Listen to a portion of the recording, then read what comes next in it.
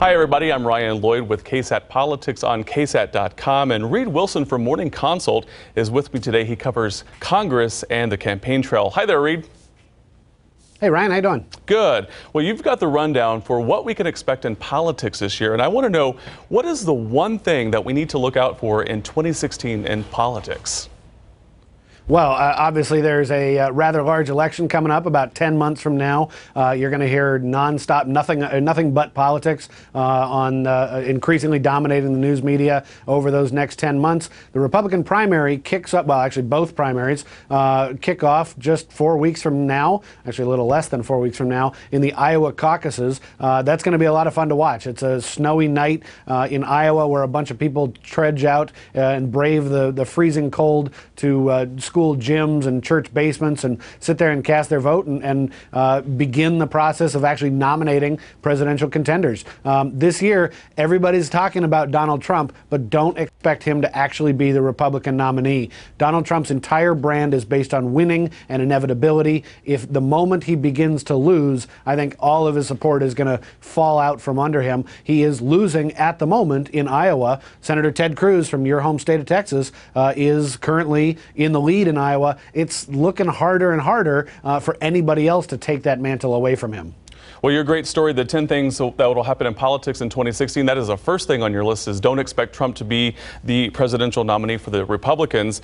During the GOP debates, our KSAT Political Roundtable leaned more toward Marco Rubio and Ted Cruz. A few of them like Trump, but are they onto something here with Ted Cruz and Marco Rubio?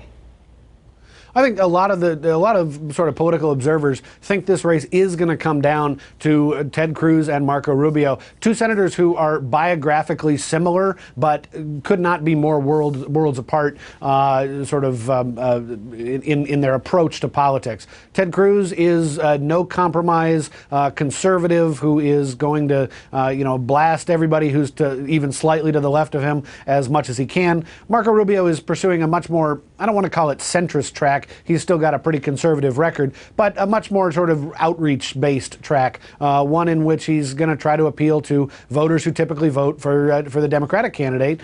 Both approaches have their positives and negatives, but it wouldn't surprise me at all to see those two senators standing and fighting this out once we get into some of the later primaries, and then maybe even in the convention in Cleveland. Well, Reid, Texas joined Super Tuesday this year, so tell us how the Lone Star State will play a bigger role in this presidential election.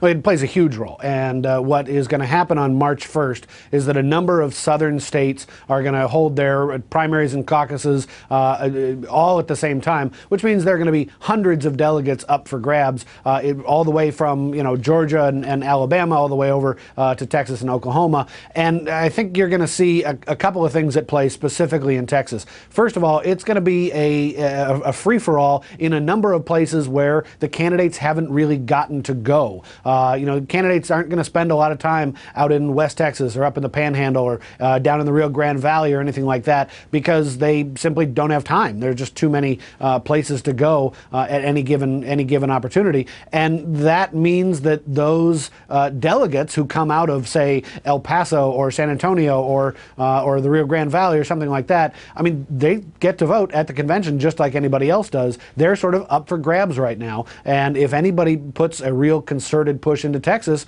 boy, it's going to play a big part in the Republican nomination this year. Well, Reid, you only really mentioned Democrats at the state level in your 10 most things to watch out for in 2016 in politics. But presidential politics aside, I want to ask you about the state, or about the Senate rather. That'll be the better battle to watch that you mentioned in your piece. Yeah. Well, I kind of like watching Senate races across the country. I think they're just as interesting as presidential candidate contests, but they've got more characters. And so what we're going to see this year is, Republicans right now have a 54 to 46 majority in the Senate. That means Democrats need to pick up 5 seats if they want to win back control. And conveniently, for those of us who cover both the presidential side and the Senate side, all of the states where key Senate races are going to be decided are also the same states that are presidential presidential swing states. States like Florida, Ohio, Pennsylvania, Wisconsin, Nevada, all of those states have incumbent Republicans running for re-election, or Florida and Nevada are both open seats. If you tell me who's going to win the presidential race this year, I'll tell you which party is going to control the U.S. Senate. And, lastly, I want to talk about this. The number 9 item on your list is marijuana will be legalized in at least 5 new states. So marijuana is legal for recreational purposes in 4 states, in Colorado, Washington, Oregon, and Alaska, and in the District of Columbia, though there are some problems there.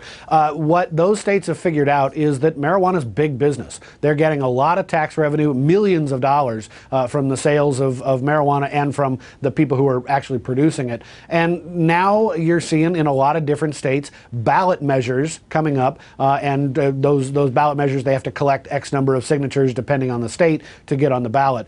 It is such a big deal that in California alone, there are 10 different measures that would legalize marijuana in some form or other that are competing for space on the ballot next year. You can expect ballot measures in states like Nevada, where it's already qualified for the ballot, Maine, Michigan, some pretty blue states. I wouldn't be surprised if something gets on the ballot in Maryland, even some red states like Arizona, which has a more libertarian bent.